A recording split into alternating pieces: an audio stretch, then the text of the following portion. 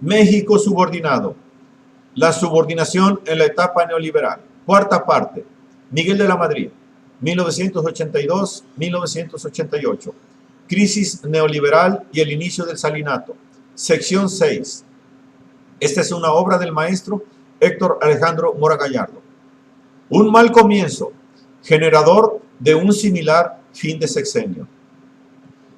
Si el Plan Global de Desarrollo 1980-1982 fracasó por la caída del precio del petróleo, el Plan Nacional de Desarrollo, PND, 1983-1988, no funcionó como se suponía, puesto que se presupuso que las tasas de interés irían a la baja, sucediendo lo contrario, cortesía de los Reaganomics. Los propósitos del Plan Nacional de Desarrollo de abatir la inflación y la inestabilidad cambiaria, proteger el empleo, la planta productiva y el consumo básico fracasaron. La inflación será este año del 70% en lugar del 40% estimado. El desempleo en 83 sumó 2.784.000 personas y para 1984 se espera que sean 3.432.000 personas. La tasa de crecimiento de la economía tendrá una caída del 3.7% y la inflación contraerá significativamente el consumo. Buen inicio de sexenio que no habría de componerse, dando lugar a la llamada década perdida. Y Silva, Salinas y Hernández podían hacer cuentas alegres y predecir un mejoramiento a corto plazo, pero era el mundo al revés y el show debía continuar.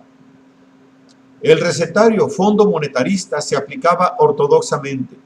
Para combatir la inflación, el gobierno se basó fundamentalmente en los cánones fondo monetaristas, que consisten en reducir la demanda a través del déficit gubernamental, la disminución drástica de las importaciones, la devaluación creciente de la moneda nacional frente al resto de las divisas, pero principalmente con la reducción drástica de los salarios reales, con lo cual se condena a los trabajadores y desempleados a una creciente depauperización. La política antiinflacionaria no se cumplió. En el bienio 1982-1983, el crecimiento de la inflación alcanzó un promedio del 90.1% en términos del índice de precios del consumidor, en lugar del 77% estimado en el Plan Nacional de Desarrollo.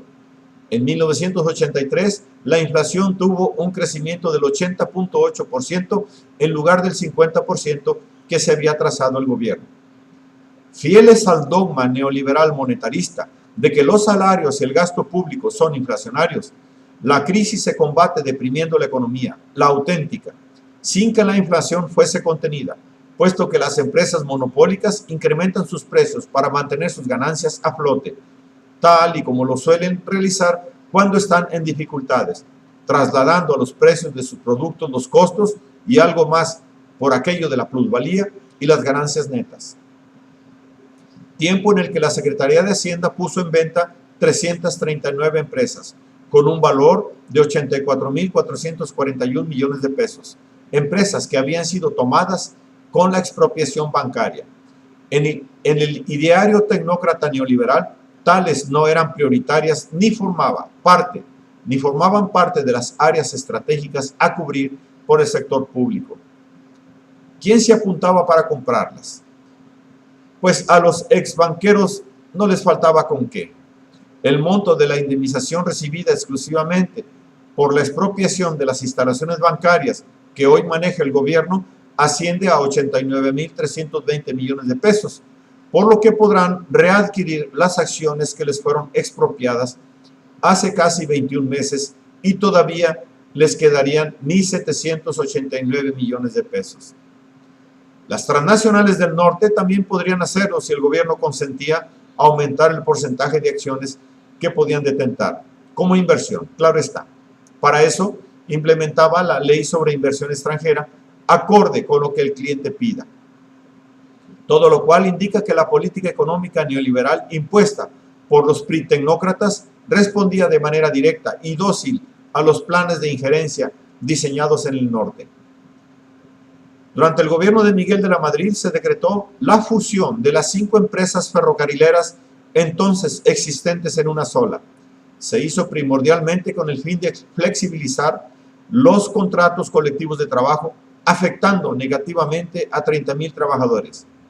La idea del Banco Mundial, lejos de estar orientada a consolidar organizativamente a los ferrocarriles nacionales de México, tenía como objeto desarticular, como posteriormente lo hizo Salinas contra la nacionalista cúpula sindical petrolera, las fuerzas sindicales independientes de la cúpula charra, que se oponían a la virtual desintegración del contrato colectivo, paso previo a la privatización según las exigencias de los inversionistas interesados en su rechazo a cualquier precio laboral. En otras palabras, con de la Madrid y bajo el impulso de los préstamos del Banco Mundial, dedicados supuestamente a modernizar los ferrocarriles, se procede a preparar las bases para el eventual desmembramiento y privatización de los ferrocarriles nacionales de México, dirigiendo originalmente los cañones contra los sectores nacionalistas dentro del sindicalismo ferrocarrilero. El fracaso del SAM. La quiebra del sistema alimentario mexicano, SAM, era otro evento ominoso con el que se iniciaba el primer sexenio neoliberal. Sector básico, así primario en toda economía nacional autárquica, que al malograrse en México pasaría a convertirse en un gran defecto promovido por la tara neoliberal. Inaugurado por José López Portillo en marzo de 1980, en la celebración anual de la expropiación petrolera, misma fecha en la que el presidente ratificó su decisión de que el país no ingresaría al GATT. En ese año, México tuvo que importar 11 millones de toneladas de granos básicos y el reporte de las condiciones alimentarias de sus habitantes revelaba la existencia de 35 millones de desnutridos, de los cuales 19 millones estaban en condiciones graves y un tercio de ellos incluía niños. El sistema alimentario mexicano, SAM, venía a ser un programa de primordial importancia para la economía mexicana, haciendo por cubrir debidamente la producción agroindustrial, procurando la autosuficiencia alimentaria, requisito básico de toda nación independiente. Planteado por el régimen de José López Portillo como un propósito inobjetable a conseguirse, la autosuficiencia alimentaria en granos básicos a partir de 1982 y en otros cultivos importantes hacia 1985, quien previera lo que se venía en los años siguientes. ¿Cómo se habría de conseguir tan importante propósito? Empleando los ingresos excedentes del petróleo. De cierto que el sistema alimentario mexicano era producto de un concienzudo estudio del campo mexicano, centrado en planificar de manera científica la producción agroindustrial, localizando el potencial productivo en las diversas regiones del país por características geoclimáticas y tipo de cultivo apropiado, procediéndose a conceder de inmediato subsidios a los productores de temporal, así como otorgar aumentos periódicos a los precios de garantía para que los productores pudieran obtener siquiera el salario mínimo. Preveía además programas de impulso a la ganadería y a la pesca, sin dejar de lado un ambicioso plan publicitario que restara influencia a los nocivos productos de las transnacionales, confirmándose con esto que el sistema alimentario mexicano tenía el enfoque correcto. Ese era el camino a seguir para fincar el desarrollo del país. La autosuficiencia alimentaria sería el sustento de una nación independiente, la auténtica soberanía que se traslapa a las instancias superiores de la pirámide social, lo que solo es posible partiendo de una base sólida cimentada en el sector, por eso primario. El sistema alimentario mexicano fue reconocido por organizaciones internacionales especialistas como el programa correcto para procurar la autosuficiencia. 160 millones de pesos se destinaron en su primer año para su implementación. Empero, la repentina caída del precio del crudo y una generalizada recesión dio al traste con lo presupuestado. Y para colmo de males, sobrevino una sequía. Y si en 1981 se había cosechado una producción de maíz y frijol que alcanzaba la autosuficiencia, para 1982, el año aciago, la producción en la gramínea y la leguminosa se redujo en un 17 y en un 28% respectivamente. No pudiendo faltar el mal congénito, cuando el crédito otorgado al campesinado se vio afectado por la lacerante corrupción. Los intermediarios capitalizaron los subsidios y el gran corrupto, la gran mosca traída al festín, Miguel Lerma Candelaria, se prorrateó los de por sí insuficientes recursos destinados. Al final, las estadísticas que referían los logros del sistema alimentario mexicano fueron manipuladas para aparentar alcanzar los objetivos. En cuanto a la tranquilidad en el campo, fue una mentira que no se pudo sostener ante los constantes embates contra los campesinos, que, ya fuera en Chiapas, Golonchón, Hidalgo, Huejutla, Puebla, Pantepec, Oaxaca, Xonatique, Estado de México, Ocoyoacac y otros lugares, padecieron matanzas para despojarlos de sus tierras. Pero contra lo que muchos pensaron o les hicieron pensar, el sistema alimentario mexicano no era el problema y debió haberse seguido implementando. El propósito era imperativo e insustituible, lo que determinaba que debía prevalecer por sobre los problemas coyunturales, ligado a una explotación racional y proporcionalmente adecuada de la venta del petróleo, en procura de lograr un desarrollo integral que permitiera seguir implementando la infraestructura industrial en la elaboración de productos derivados del petróleo. Pero no. La crisis del 82 y sus repercusiones quebraron las políticas del auténtico desarrollo nacional para dar paso a la subordinación al extranjero. 3 años fueron poco tiempo para cambiar una condición nacional de atraso y abandono en el campo. La revolución había abandonado al campo, depauperando al campesino, cuyas condiciones de vida y trabajo fueron quedando rezagadas durante toda la etapa post-revolución. En realidad, la revolución burguesa, salvo el cardenismo, no le hizo justicia al campo.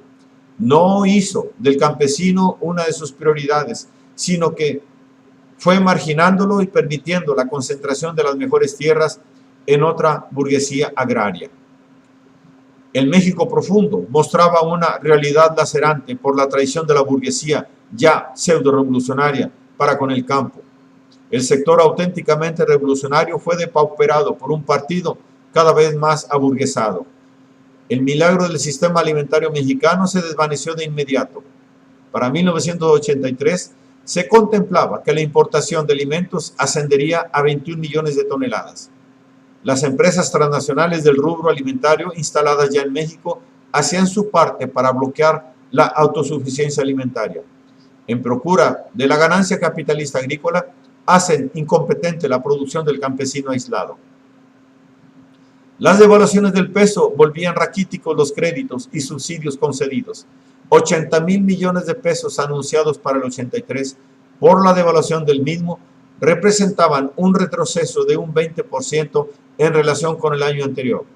Los precios de garantía se van quedando muy abajo ante el incremento de los insumos y la aplicación del 15% del IVA, que ha provocado la duplicación de los costos de producción de alimentos. Por lo pronto, ya se prevé en el ciclo otoño-invierno una disminución de 150,000 toneladas de trigo, debido a que los actuales precios de garantía son insuficientes para restituir el poder adquisitivo a los productores que optan por dedicarse a otra labor.